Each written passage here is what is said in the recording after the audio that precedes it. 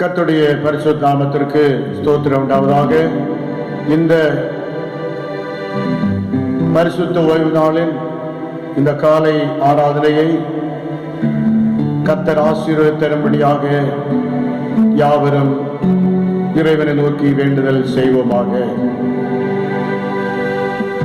ஆபிரகாமின் தேவனை, ஈசாக்கின் தேவனை, யாக்கோபின் தேவனுமாகிய சர்வ வல்லமையுள்ள எங்கள் அன்பின் பரலோக பிதாவே, இந்த ஆசீர்வதிக்கப்பட்ட இந்த மன மகிழ்ச்சியான நல்ல வேளைக்காக நன்றியோடு நாங்களுமே துதிக்கிறோம். ஆண்டவரே, மை ஸ்தோத்திரிக்கிறோம். அப்பா ஆண்டவரே, இந்த நாளில் ஆண்டவரே, இந்த கொரோனா என்று சொல்லக்கூடிய இந்த வைரஸ்னாலே திருச்சபைகள் ஆண்டவரே மற்றும் பல ஆண்டவரின் நிறுவனங்கள் எல்லாம் பூட்டப்பட்டிருக்கின்றதான இந்த வேளையிலே நாங்கள் ஆண்டவரே இந்த காணொலி காட்சி மூலமாக ஆண்டவரே அருமையான அன்பு பிள்ளைகளோடு கூட நாங்கள் தொடர்பு கொண்டு இந்த வேத வசனங்களை அவர்களுக்கு அனுப்பும்படியாக தேவாதி தேவனே தந்த எல்லா கிருபைகளுக்காக இரக்கங்களுக்காக உள்ளத்தின் ஆழத்திலிருந்து நன்றி சொல்லி மை ஸ்தோத்திரிக்கிறோம். அப்பா,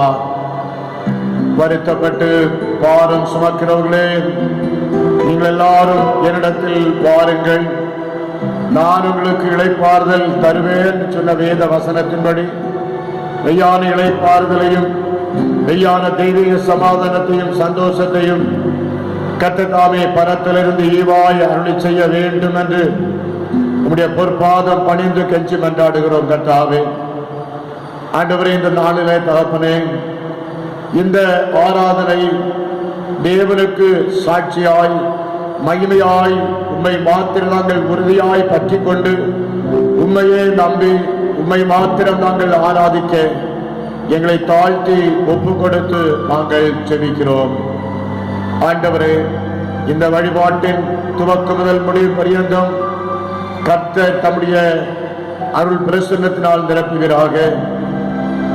இந்த வழிபாட்டில் இடம்பெறுகின்ற வேத பாடம், ஆண்டவரே, செபம், ஆராதனைகள், ஆண்டவரை ஒவ்வொன்றையும் ஆண்டவர் எங்களுக்கு ஆசீர்வதித்தாரும். செய்தியின் வழியாக, இந்த ஆராதனையின் வழியாக கர்த்தாவே, இந்த திருநாமம் மகிமைப்படுவதாக என்று சொல்லி நாங்கள் ஜெபிக்கிறோம். இதை கேட்கின்ற அத்தனை பிள்ளைகளுடைய வாழ்க்கையிலும் ஆண்டவரே ஒரு மெய்யான ஒரு ஆசீர்வாதம் உண்டாகட்டும் என்று சொல்லி உம்முடைய பொற்பாதம் பணிந்து கெஞ்சி மன்றாடுகிறோம். ஆண்டவரே, கர்த்தர் தாம் என்ன செய்ய வேண்டும் என்பதை எங்களுக்கு உணர்த்தி எங்களுடைய காட்சி தரிசனங்களை தந்து எங்களுக்கு புதிய கிருபைகளை தந்து எங்களை வழிநடத்த வேண்டும் என்று உம்முடைய பொற்பாதம் பணிந்து கெஞ்சி மன்றாடுகிறோம். ஆண்டவரை தொடர்ந்து எங்களோடு கூட தங்கிடும். எங்களுடைய வாழ்வை உம்முடைய திருக்கரங்களிலே அர்ப்பணிக்கிறோம். எங்கள் ஆண்டவரும் மீட்பரும் ஆகிய இயேசுவின் வழியாய் வேண்டிக் கொள்கிறோம் நல்ல பிதாவே, ஆமென். நம்முடைய ஆராதனையின் ஆரம்ப பாடலாக நமது பாடல் புத்தகத்திலே 135வது கீர்த்தனை பாடலை நாம் பாடுவோம். தீய மனதை மாற்றவாரும் தூய ஆவியே என்ற அந்த பாடலை எல்லோரும் இணைந்து பாடுவோம். தீய மனதை மாற்றவாரும் தூய ஆவியே, தீய மனதை மாற்றவாரும் தூய ஆவியே, தூய ஆவியே, கனநேயமேவியே, தீய மனதை மாற்றவாரும் தூய ஆவியே, தீமை செய்ய நாடுதந்தன் திருக்கு நஞ்சமே, திருக்கு நஞ்சமே, மறை தீர்க்கும் தஞ்சமே, தீய மனதை மாற்றவா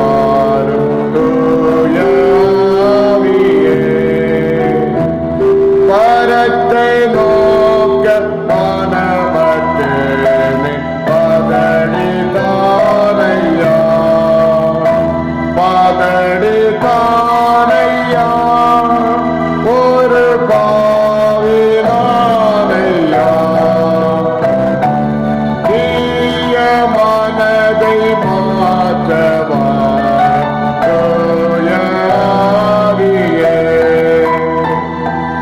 புதிய சிந்தை புதிய ஆசை பொறுப்பித்தாக்கவே பொறுப்பித்தாக்கவே அதை புகழ்ந்து காக்கவே தீய மனதை மாற்றவா தூய ஆவியே. ஏக்கத்தோடன் மேன்மை தேடி இறந்து கஞ்சவே இறந்து கஞ்சவே தினம் இதயம் அஞ்சவே தீய மனதை மாற்றவாரும் தூய ஆவியே. கிறிஸ்து மீது நாட்டம் கொண்டு கீதம் பாடவே கீதம் பாடவே அவர் கிருபை தேடவே தீய மனதை மாற்றவாரும் தூய ஆவியே.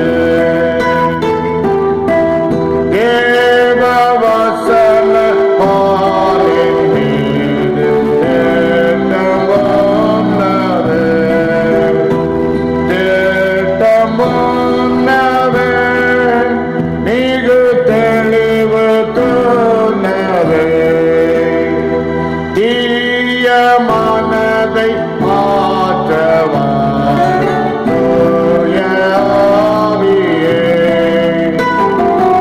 ஜபத்தின் தாகம் ஆகத்தில் ஊறி ஜெபித்து போற்றவே ஜெபித்து போற்றவே மிக சிறப்பாயேற்றவே தீய மனதை மாற்றவாரும் தூய ஆவியே. கிறிஸ்துவுக்குள் பிரியமானவர்களே, ஆண்டவராகிய இயேசுவின் திருநாமத்திலே உங்கள் அனைவரையும் வாழ்த்துகிறோம்.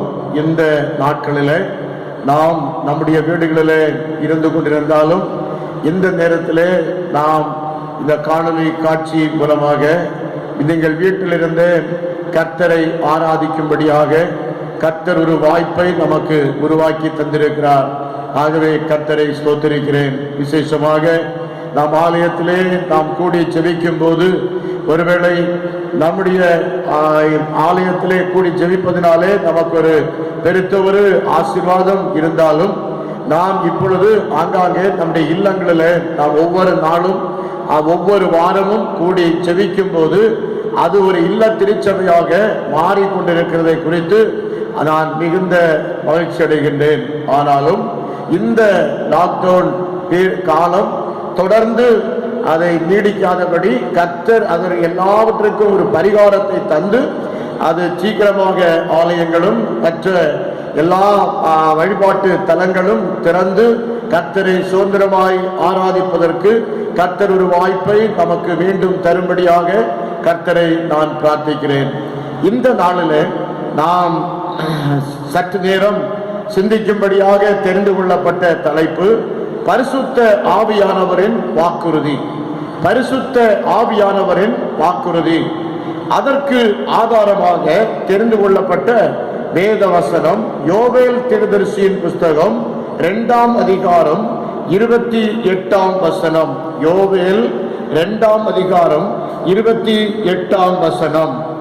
அதற்கு பின்பு நான் மாம்சமான யாவர் மேலும் என் ஆவியை ஊற்றுவேன். அப்பொழுது உங்கள் குமாரரும் உங்கள் குமாரத்திகளும் தீர்க்கதரிசனம் சொல்லுவார்கள். உங்கள் மூப்பர் சொப்பனங்களையும் உங்கள் வாலிபர் தரிசனங்களையும் காண்பார்கள் என்று யோவேல் தீர்க்கதரிசனமாக உரைக்கின்ற ஒரு காரியத்தை நாம் அங்கு பார்க்க முடிகின்றது. பிரியமானவர்களே, பரிசுத்த ஆவியானவரின் வாக்குறுதி. பொதுவாகவே வாக்குறுதி என்று சொல்லும் போது அது மிகுந்த ஒரு அடித்தளம் வாய்ந்தது, அஸ்திவாரத்தின் மேல் கட்டப்படுகின்ற ஒரு வீட்டை போன்றது என்று சொல்லி நாம் எடுத்துக் கொள்ளலாம்.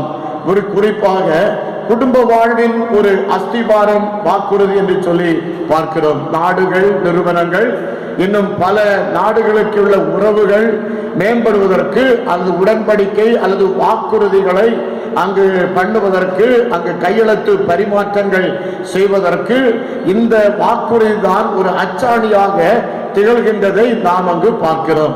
இந்த வாக்குறுதியின் மேல் தான் குடும்பங்கள் கட்டி எழுப்பப்படுகின்றது, ஒன்றிணைந்து வாழ்கின்றது. சமூகங்கள் இன்னும் மாநிலங்கள் இணைந்து நாடுகள் எனவும் கட்டி எழுப்பப்பட்டு வரலாறு ஆகின்ற ஒரு காரியத்தை நாம் அங்கு பார்க்கிறோம்.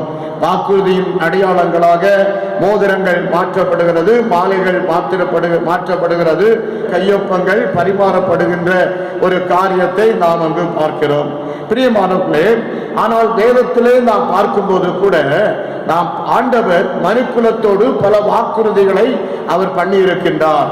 உதாரணமாக ஆதியாகமம் 9ஆம் அதிகாரம் 13ஆம் வசனத்திலே இருந்து 17ஆம் வசனம் வரையிலும் வாசிக்கும் போது, கடவுள் நோவாவுடன் வாக்குறுதி அல்லது உடன்படிக்கை செய்த போது வானத்திலே ஒரு வானவில் அடையாளமாக வைக்கப்படுகின்ற ஒரு காரியத்தை நமக்கு பார்க்க முடிகின்றது.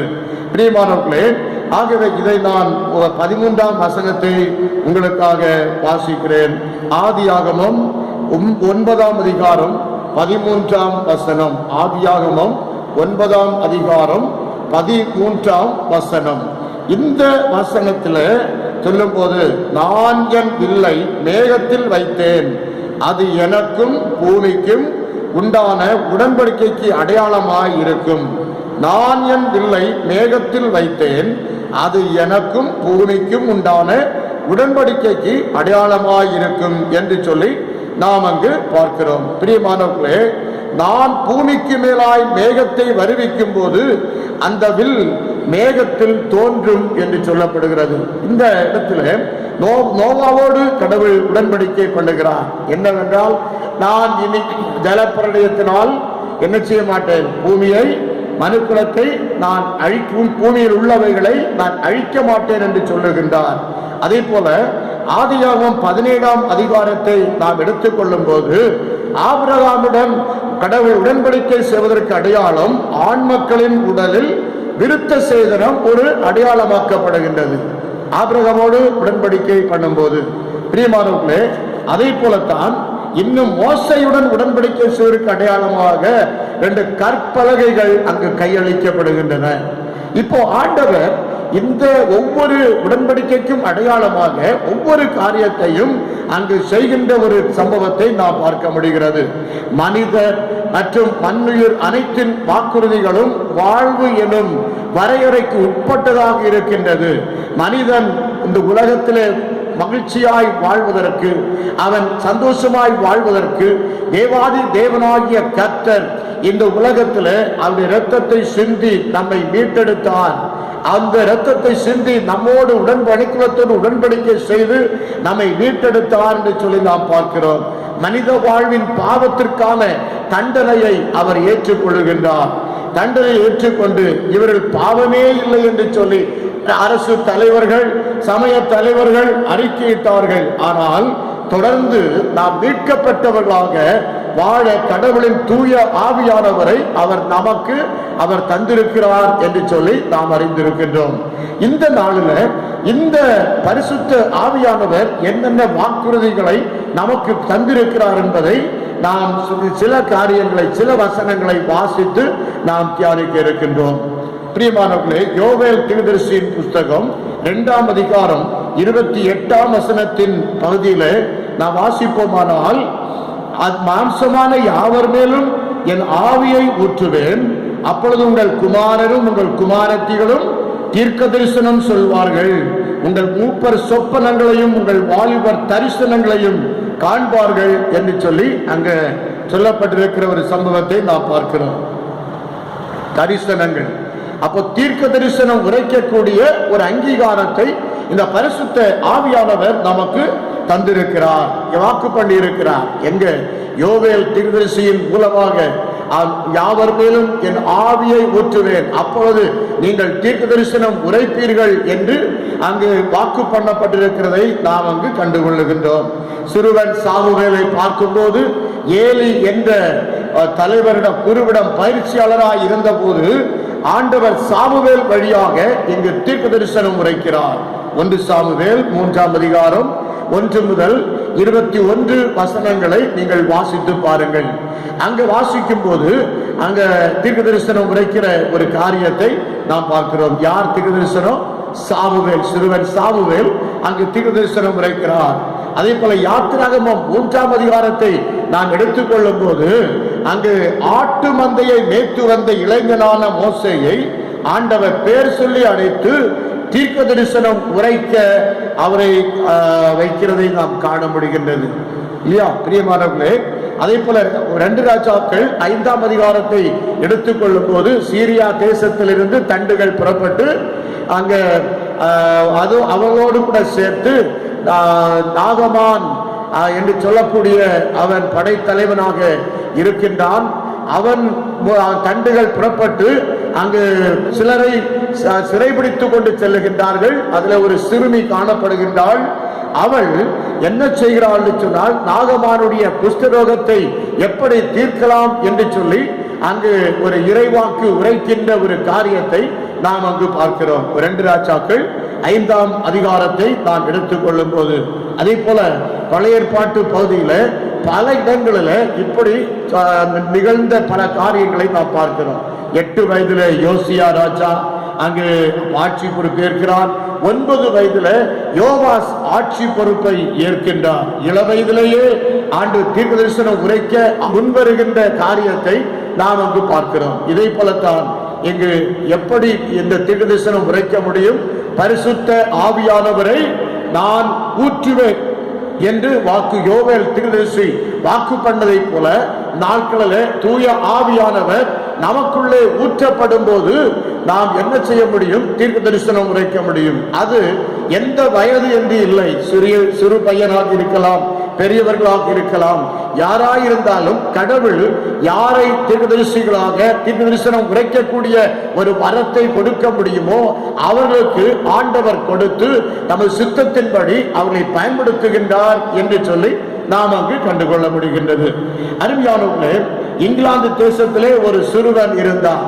அவன் 1ஆம் வகுப்பு கூட அவன் தன்னுடைய பள்ளி படிப்பை தொடர முடியாதபடி அவன் காணப்பட்டான். அவர் பெயர் தான் ஐசக் நியூட்டன்.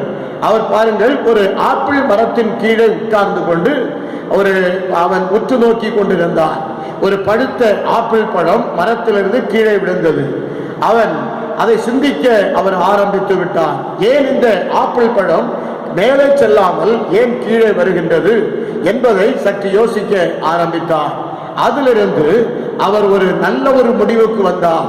எந்த ஒரு பொருளையும் நாம் தூக்கி மேலே வீசும்போது அது பூமி தன் பக்கமாக ஈர்க்கக்கூடிய ஒரு ஈர்ப்பு சக்தி பூமிக்கு உண்டு என்பதை அவர் கண்டுபிடிக்கின்றார்.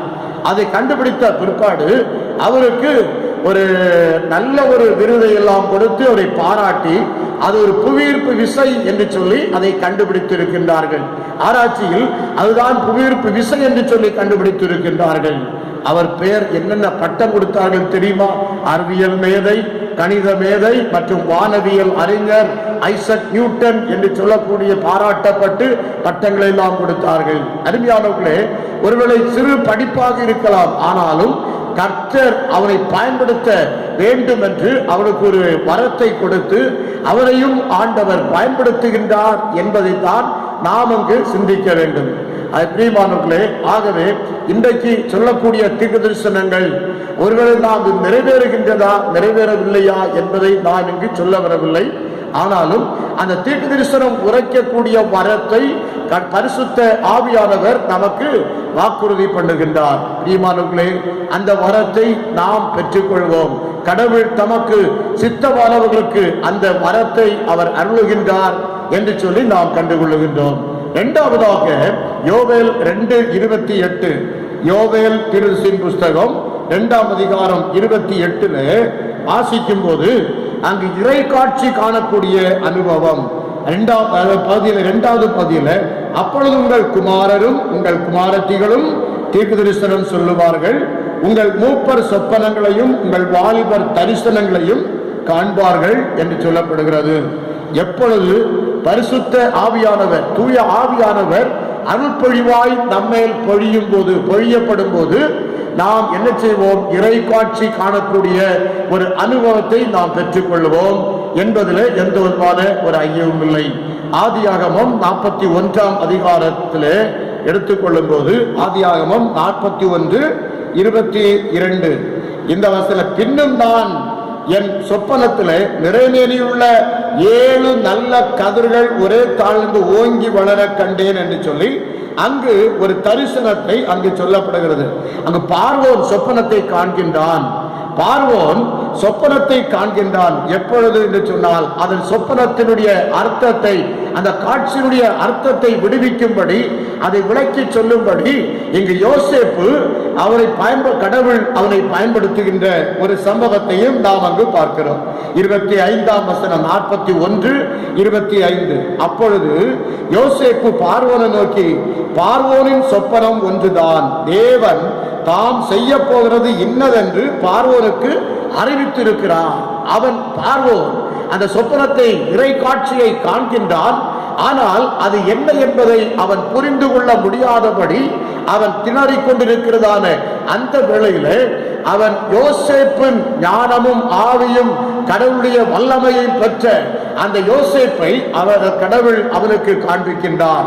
அந்த யோசேப்பு அவனுடைய தரிசன, இறை காட்சியினுடைய தரிசனத்தினுடைய அந்த அர்த்தத்தை அவனுக்கு விளக்கி காண்பிக்கின்றார். என்னவென்று சொல்லி அந்த அதிகாரத்திலே நீங்கள் நன்றாக வாசித்து பாருங்கள். பின்வரும் வார்த்தைகளை, அதை 25ஆம் வசனத்தினுடைய பின்வரக்கூடிய அந்த காரியங்களை நீங்கள் வாசித்து பாருங்கள். 7 வருஷம் அங்கு என்ன உண்டாகும்?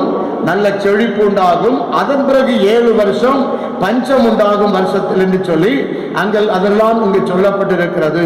அப்போ வரப்போகிற மகா கொடுமையான பஞ்சத்தால் தேசத்தில் முன்னிருந்த பரிபூர்ணமெல்லாம் ஒழிந்து போம் என்று சொல்லி இந்த காரியம் தேவனால் நிச்சயிக்கப்பட்டிருக்கிறது என்பதையும், தேவன் இதை சீக்கிரத்தில் செய்வார் என்பதையும் குறிக்கும் பொருட்டு இந்த சொப்பனம் பார்வோனுக்கு இரட்டித்தது என்று சொல்லப்படுகிறது. பார்வோனுக்கு ஆண்டவர் அதை வெளிப்படுத்தினார். ஆனால் அவன் புரிந்து கொள்ளாத இந்த இறை காட்சி தரிசனத்தை புரிந்து கொள்ள முடியாதபடி காணப்பட்ட போது அங்கு தேவ ஆவியை பெற்ற யோசேப்பு அதை அவனுக்கு விளக்கி சொல்லுகின்ற ஒரு சம்பவத்தை நாம் அங்கு கண்டுகொள்கின்றோம். 41ஆம் அதிகாரம் 38ஆம் வசனம் நான் வாசிக்கிறேன். அப்பொழுது பார்வோன் தன் ஊழியக்காரை நோக்கி, தேவ ஆவியை பெற்ற இந்த மனுஷனை போல வேறொருவன் உண்டோ என்றார். பார்வோன் சொல்லுகின்றான், இது ஒரு பெரிய சாட்சி அல்லவா? பரிசுத்த ஆவியை பெற்ற இந்த மனுஷனை போல, யோசேப்பை போன்ற இந்த மனிதனை போல வேறொருவன் உண்டோ? அவன் பரிசுத்த ஆவியை உண்மையிலேயே பெற்று அவன் காணப்பட்டபடினாலே தான் அங்கு இன்னொரு சம்பவத்தை என் நினைவுக்கு வருகிறது. அங்கு பார்வோனுடைய அங்கு இல்லத்திலே பாருங்கள், எகிப்தில் நடந்த அந்த பாவத்திற்கு கூட அவன் விலகி போனான் என்று சொல்லி நான் இங்கு குறிப்பிட விரும்புகிறேன். காரணம், அந்த தேவ ஆவியை பெற்று அவன் இருந்தான் என்று சொல்லி நாம் அங்கு கண்டுகொள்கின்றோம். அப்ப பாருங்கள், பார்வோன் என்ன செய்கிறான்? முத்திரை மோதிரத்தை எல்லாம் கலற்றி இவனுக்கு போட்டு பாருங்கள். ஆனால் அவனை நல்ல ஒரு பொசிஷனை கொடுத்து அவனை அமர செய்கின்ற ஒரு நிகழ்வை நாம் அங்கு கண்டுகொள்கின்றோம். பிரியமானவர்களே, அப்போ அப்படின்னு சொன்னால் இன்றைக்கு இறை காட்சி காணக்கூடிய ஒரு அனுபவத்தை தூய ஆவியானவர் நமக்கு தருகிறார். இந்த யோசேப்புக்கு அப்படிப்பட்ட ஒரு பாக்கியத்தை கடவுள் கொடுத்தார் என்று சொன்னால் இன்றைக்கு நம்முடைய வாழ்க்கையிலும் அந்த தூய ஆவியானவர் அதை நமக்கு தரட்டும் என்று சொல்லி நான் பிரார்த்திக்கிறேன். இளைஞனான யோசேப்பு பாருங்கள், கனவுகள் வழியாக வந்த எதிர்கால வாழ்வை அங்கு என்ன சொல் நிகழ்வுகளை அவன் கண்காணிக்கின்ற ஒரு சம்பவத்தை நாம் இங்கு பார்த்தோம். தானியேல், அனனியா, மிசாவேல், அசரியா என 4 இளைஞர்கள் நாம் எல்லாரும் தெரியும். தானியேல் புஸ்தகத்தில் வாசிக்கிறோம். அப்ப பாருங்கள், அவர்கள் கண்டவைகளையும் அதன் நேபுகாத்நேச்சார் கண்ட கனவையும் அதன் உட்பொருளையும் விளக்கி இறைவன் தந்த காட்சிகளை அதன் வழியாக இறை செய்தியின் மூலமாக வெளிப்படுத்துவதை காண முடிகின்றது. இவர்களும் தேவ ஆவியை பெற்ற இளைஞர்கள் என்று சொல்லி நாம் அறிந்திருக்கிறோம். எல்லாம் பாருங்கள், அந்த காட்சி தரிசனங்கள் வாயிலாக தேவனுடைய வார்த்தையை, தேவனுடைய வசனத்தை அவன் அங்கு விளக்கி காட்டுகின்றதை நாம் அங்கு பார்க்க முடிகின்றது. ஒரு வாலிபன் தன் வறுமையிலே அவன் காணப்பட்டான். தன் உணவுக்காக கூலி வேலை செய்தான். ஒருவேளை உணவு சாப்பிட வேண்டும் என்று சொன்னால் அவன் அந்த வேலைக்கு சென்றால்தான் அவனுக்கு சாப்பிட முடியும். அவனுக்கு திடீர்னு சொல்லி ஒரு அலுவலக பணி கிடைத்தது. அம்மாவுக்கு கடிதம் எழுதினான். இந்த அலுவலக பணி கிடைத்தவுடனே அம்மாவுக்கு கடிதம் எழுதினான். என்ன தெரியுமா, நான் இந்த வேலையையும் நான் ரிசைன் பண்ணுகிறேன், ராஜினாமா செய்கிறேன் என்று சொல்லி அவன் அந்த வாலிபன் கடிதம் எழுதினான். ஏன் என்று அம்மா கேட்கும் போது அந்த வாலிபன் சொல்லுகின்றான், நான் என் வாழ்க்கையை ஒரு நொடி பொழுது கூட வீணாக்க நான் விரும்பவில்லை என்பதை நான் அறிந்து கொண்டேன். ஆகவே இந்த அலுவலக பணியை கூட நான் உதறி தள்ளிவிட்டேன் அல்லது ராஜினாமா செய்துவிட்டேன் என்று சொல்லி அந்த வாலிபன் தன்னுடைய தாயை பார்த்து சொன்னார். கடைசியில வாழ்க்கை முழுவதிலும் போராட்டம், சலிப்பின்றி வாழ்க்கையின் பயணத்தை பயணிக்க ஆரம்பித்தான். வாழ்க்கையின் ஓட்டத்தை ஓட ஆரம்பித்தான். என்ன நடந்தது தெரியுமா? கடைசியில அவர் பெரிய ஒரு நாடக ஆசிரியராக மாறினான். அவன் இலக்கியத்திற்கான நோபல் பரிசு பெற்று வாழ்க்கையிலே உயர்ந்தவராக காணப்பட்டான். அப்போ பாருங்கள், அதுதான் நாடக ஆசிரியர் பெர்னாட் ஷா என்று சொல்லக்கூடிய அன்பு ஐயா அவர்கள். வாழ்க்கையில ஒரு இறை காட்சி வேண்டும், ஒரு தரிசனம் வேண்டும். அந்த தரிசனத்தை நோக்கி வாழ்க்கையை பயணிக்கும் போது கடவுள் என்ன செய்கின்றார்? அந்த வாழ்வை அவருடைய லட்சியத்திற்கு நேராக, தரிசனத்திற்கு நேராக வாழ்க்கையின் பயணத்தை ஓட செய்து அவர்களை வாழ்க்கையில உயர்வடைய செய்கின்றார் என்பதிலே சந்தேகமில்லை. பிரியமானவர்களே, நாம் நம்முடைய வாழ்க்கையில அந்த லட்சிய பயணத்திற்கு நேராக பயணிக்கக்கூடியவர்களாய் காணப்பட வேண்டும் என்று கடவுள் விரும்புகின்றார். மூன்றாவதாக நாம் ஆதியாகமத்தின் புஸ்தகம் 17ஆம் அதிகாரம் 1-8 வசனங்களை வாசிக்கும் போது, ஆபிரகாமுக்கு 99 வயதில் இறைவன் தோன்றி வருங்காலத்தை குறித்து வெளிப்படுத்துகின்ற ஒரு காரியத்தை நாம் அங்கு பார்க்க முடிகிறது. வருங்காலத்தை குறித்து அவனுக்கு கடவுள் வெளிப்படுத்துகிறார். 18ஆம் அதிகாரத்தின் தொடக்கம் முதல் ஆபிரகாமுக்கு முன் தோன்றி அவருக்கு காட்சிகள் தந்து வாக்குறுதிகள் வழங்குகின்றார். என்னவென்று சொன்னால், அங்கு பிள்ளைகள் நான் உனக்கு கொடுப்பேன், உன் சந்ததிகள் பெருகும் என்று சொல்லி எல்லாம் அங்கு சொல்லப்பட்டிருக்கிற ஒரு காரியத்தை நாம் அங்கு பார்க்கிறோம். அதற்கு முன்பதாக இன்னும் பல வாக்குறுதிகளை கொடுக்கிறார். நான் உன்னை அதிகமாய் பலுக பண்ணி உன்னை ஜாதிகளை உண்டாக்குவேன், உன்னிருந்து ராஜாக்கள் தோன்றுவார்கள், உனக்கும் உனக்கு பின்வரும் சந்ததிக்கும் நான் தேவனாய் இருக்கும்படி எனக்கும் உனக்கும் உனக்கு பின் தலைமுறை தலைமுறையாக வரும் உன் சந்ததிக்கும் நடுவே என் உடன்படிக்கை நித்திய உடன்படிக்கையாக ஸ்தாபிப்பேன் என்று சொல்லுகிறார். எனக்கு அன்பான தேவ பிள்ளைகளே, அப்ப பாருங்கள், அவனை திரளான ஜாதிகளுக்கு தகப்பனாக நான் பண்ணுவேன் என்று சொல்லி அவனோடு உடன்படிக்கை பண்ணுகின்றார். ஆம் தீர்மானங்களே, அவன் முகங்குப்புற விழுந்து அங்கு அவர்களை வணங்குகிற ஒரு காரியத்தை நாம் அங்கு பார்க்கிறோம்.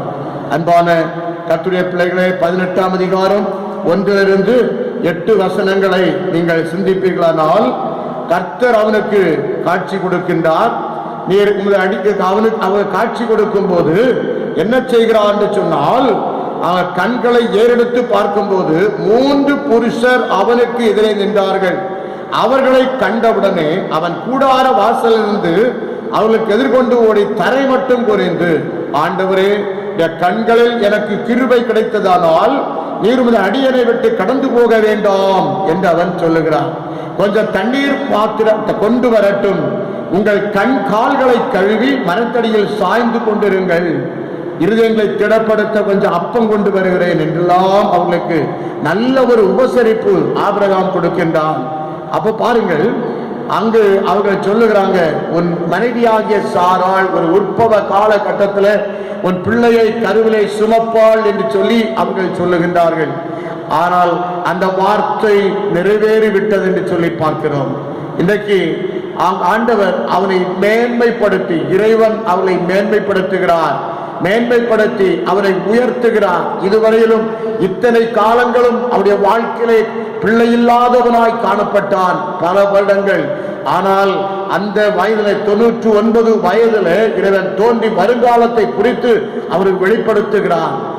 ஆபிரகாம் கேட்கும் போது, ஆண்டவரே எனக்கு என்ன தருவீர், எனக்கு பிள்ளை இல்லையே என்று சொல்லி கேட்கின்றான். ஆனால் அப்படி கேட்கும் போது இந்த நிகழ்வுகள் நடக்கின்றதை நாம் அங்கு பார்க்க முடிகின்றது.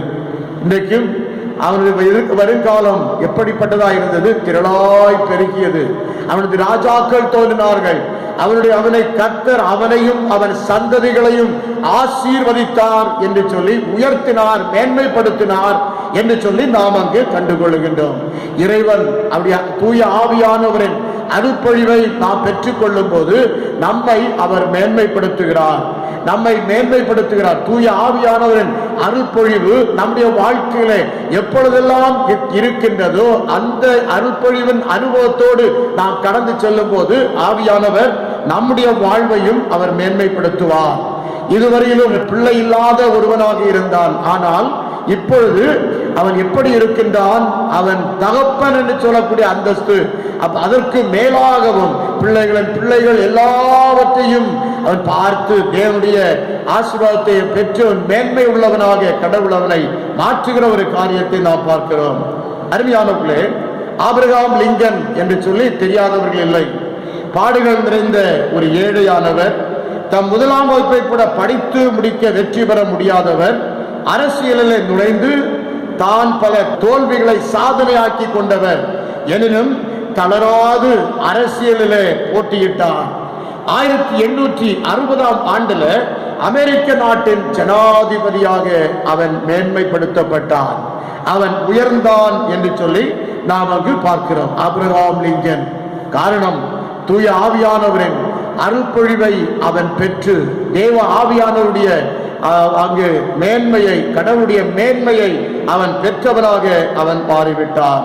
தீர்க்கதரிசி யோவேல் பெற்ற வாக்குறுதிகள் பவுலடியார் காலத்தில் திருச்சபையில் செயல்வடிவம் பெற்றதை நாம் அங்கு பார்க்க முடிகிறது இல்லையா?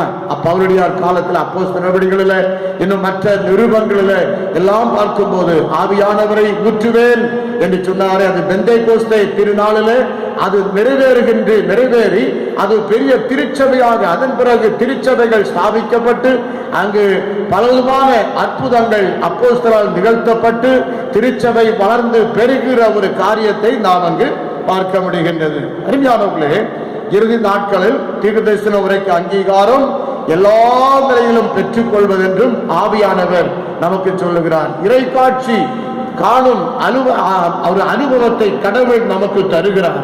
மட்டுமல்ல, நம்மை அதன் மூலமாக நாம் ஆவியானவர் நமக்குள்ளாக அருள்பொழிவாய் ஊற்றப்படுகிறபடினாலே நாம் மேன்மைப்படுத்தப்பட எல்லா நிலையிலும் ஆண்டவர் அருள் செய்வார். இந்த ஆபிரகாம் லிங்கனை போல நாம் கடவுள் ஆவியானவரின் வாக்குறுதியை உண்மையாய் ஏற்றுக்கொண்டு அதை நாம் நம்முடைய வாழ்க்கையில செயல்படுத்தும் போது நிச்சயமாகவே கடவுள் இந்த ஆபிரகாம் லிங்கனை எவ்விதமாய் மேன்மைப்படுத்தி இருக்கிறார். ஒருவேளை கல்வி அறிவிலே குறைந்தவராக இருந்தாலும் அந்த பெர்னாஷாவை போல, இந்த ஆபிரகாம் லிங்கனை போல எப்படி அவளை மேன்மைப்படுத்தி அவளை ஆசீர்வதித்தாரோ அதே போல தூய ஆவியானவரின் அருள்பொழிவை பெற்று நம்முடைய வாழ்க்கையில நாம் அதை செயலை காட்டும் போது கர்த்தர் நம்மை இன்னும் அதிகமாய் ஆசீர்வாதத்தை தந்து நம்மை மேன்மைப்படுத்துவார் என்பதிலே சந்தேகமில்லை. பிரியமான தேவ பிள்ளைகளே, இன்றைக்கும் நம்முடைய வாழ்வை நாம் சிந்தித்து பார்ப்போம். தேவன் மைமையாய் நம்மை உயர்த்துவார். தீர்க்கதரிசி யோவேல் சொன்ன வார்த்தையின்படி அவர் நிச்சயமாகவே நம்மை ஆவியின் அருள்பொழிவினாலே அவர் நிறைக்க நம்மை ஒப்பு கொடுப்போம். அவர் நிச்சயமாகவே நம்மை அவருடைய வாழ்க்கையில தரிசனங்களை தந்து தீர்க்கதரிசனம் உரைக்கக்கூடிய அனுபவத்தை தந்து இன்னும் ஆவியின் அருள்பொழிவை தந்து நம்மை மேன்மைப்படுத்தி நம்மை உயர்த்துவாராக. ஆமேன், ஆமேன். இப்பொழுது நாம் யாவரும் கண்களை மூடி ஆண்டவரை நோக்கி நாம் ஜெபம் செய்வோமாக. எல்லாரும் இருக்கிற இடத்துல நாம் முழங்கால் படியிடுவோம். எப்பொழுது ஒரு நிமிடம் கண்களை மூடி நாம் செவிப்போம்.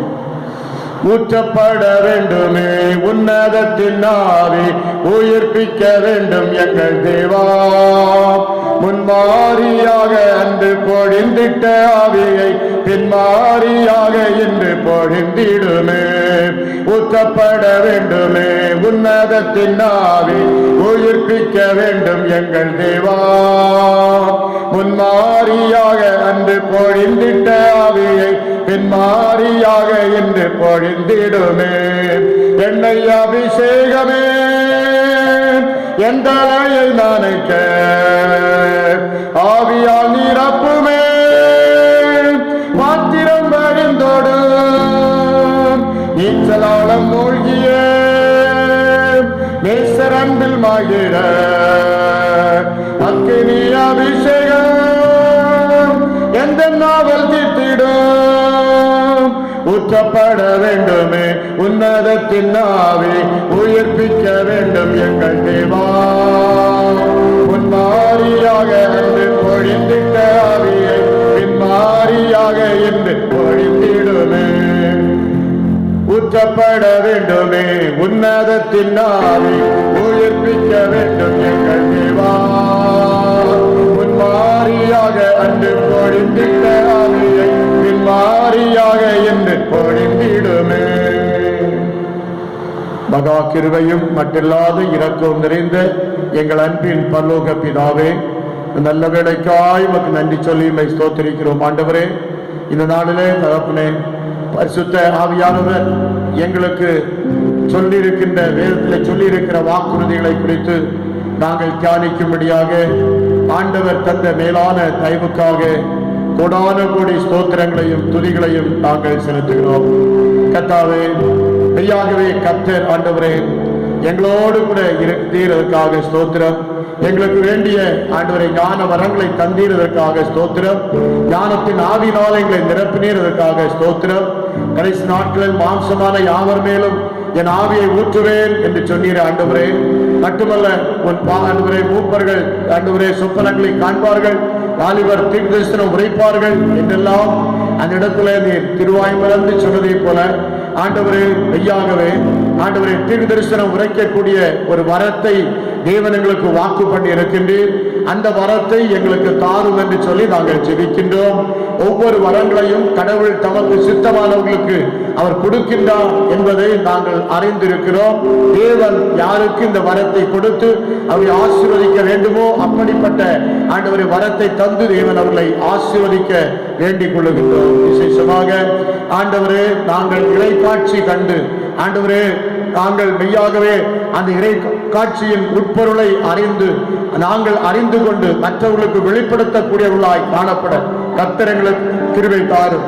ஆவியின் அருள்பொழிவினாலே நீர் எங்கள் பொழியும் போது நிச்சயமாகவே எங்களை மேன்மைப்படுத்தி எல்லா ஜாதிகளுக்கும் முன்பாக, எல்லா மக்களுக்கும் முன்பாக, மனுக்குலத்திற்கு முன்பாக எங்களை மேன்மைக்குள்ளவராக கர்த்தர் மாற்றுகிறீரே. உமக்கு ஸ்தோத்திரம் ஆண்டவரே. கர்த்தருடைய பரிசுத்த ஆவியின் அருள்பொழிவினாலே இந்த நாளிலே எல்லா மக்களையும் ஆண்டவர் நிறைத்தள்ளும். திருச்சபையிலே கர்த்தர் ஆவியின் அருள்பொழிவினாலே நிறைத்தள்ள வேண்டும் என்று நாங்கள் செபிக்கிறோம். ஆண்டவரே, தேவ மகிமையின் பிரசன்னம் ஒவ்வொருவரையும் நிரப்பட்டு ஒவ்வொருவரையும் சூழ்ந்து கொள்ளட்டும் என்று சொல்லி ஜெபிக்கிறோம். ஆண்டவரே, இந்த நாள் வாரத்திலே பிறந்த நாள் மற்றும் திருமண நாளை காண்கின்ற அன்பு சகோதர சகோதரிகளுக்காக நன்றி சொல்லி நாங்கள் ஜெபிக்கிறோம், ஸ்தோத்திரம் செலுத்துகிறோம். ஆண்டவர் தாமே அவர்கள் இன்னும் பல பிறந்த நாள் மற்றும் திருமண நாளை கண்டு தேவனுக்கு சாட்சியாய் எழுப்பி பிரகாசிக்க கர்த்தர் கிருபை தாரும். வருஷத்தை நன்மையால் முடிசூட்டுகிற தேவன் எல்லா நன்மைகளையும் கிருபைகளையும் பிறந்த நாளை காண்கின்ற பிள்ளைகளுடைய வாழ்க்கையை தாரும். பிரியமானவனே, உன் ஆத்துமா வாழ்வது போல் எல்லாவற்றிலும் வாழ்ந்து சுகமாயிரு மகனே மகளே சொல்லி வாழ்த்தி ஆசீர்வதித்து ஜெபிக்கிறோம். விசேஷமாக ஆண்டவரே, தங்கள் வீடுகளில் இருந்து கொண்டு கர்த்தரை ஆராதித்துக் கொண்டிருக்கிற என் அன்பு சகோதர சகோதரிகள் அனைவருக்கும் கர்த்தர் ஆவியின் அருள்பொழிவை இந்த காணொலி காட்சியை இந்த செய்தியை பார்க்கும் போது அவர்களுக்கு தந்து நீர் ஆசீர்வதிப்ப வேண்டும் என்று நாங்கள் ஜெபிக்கிறோம்.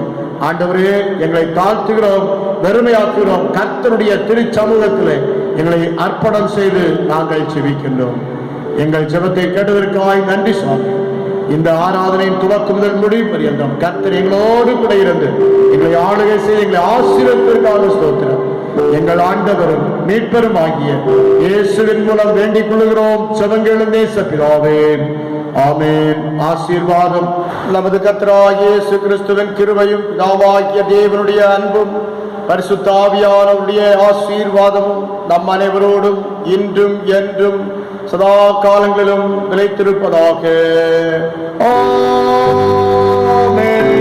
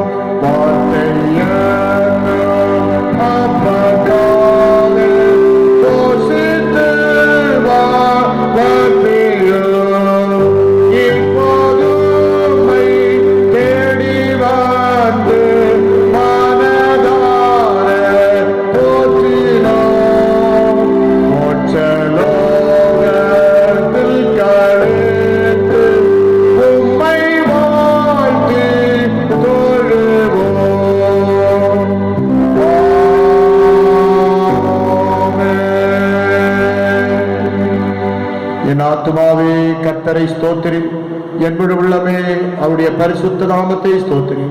என் ஆத்துமாவே கர்த்தரை ஸ்தோத்திரி, அவர் செய்த சகல உபகாரங்களையும் மறவாதே. ஆமென்.